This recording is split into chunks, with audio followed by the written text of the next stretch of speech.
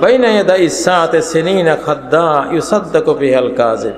কিয়ামতের আগে অনেক প্রতারক বছর আসবে, মিথ্যাকে সত্য বলা হবে, সত্যকে মিথ্যা বলা হবে।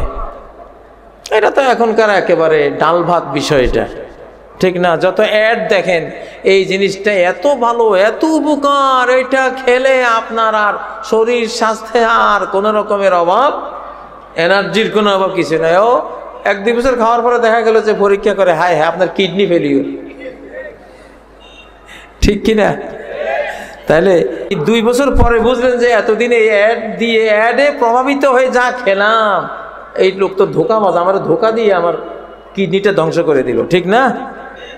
হ্যাঁ, আমাকে একজন আমাদের সনাতনের বড় আলেম, কিডনিতে সমস্যা হয়েছিল, উনি খুব মূল্যবান একটা কথা আমাকে বলেছেন যে ইউনিভার্সিটিতে পড়তাম, বাসায় যে আসতো 1 প্যাকেট চকলেট, তারপরে দামি আইসক্রিম, এইটা শিশুদের জন্য ললিপপ, এইটা ওইটা, যে আসে এগুলি তো বাজারে এখন অ্যাভেলেবেল, এগুলি নিয়ে আসে।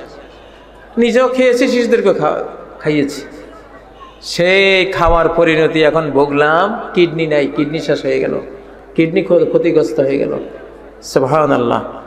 এসব কৃত্রিম খাবারে মানুষের দীর্ঘদিন খেলে একটা না একটা ক্ষতি করে, তার চেয়ে আল্লাহর তৈরি খাবার খেলে মানুষ বেঁচে যায়, মানুষের এই ক্ষতিগুলো হয় না।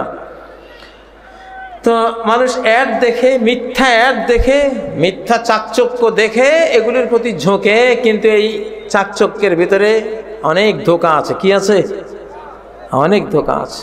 আল্লাহর তৈরি রিজিকের মধ্যে ধোঁকা নাই।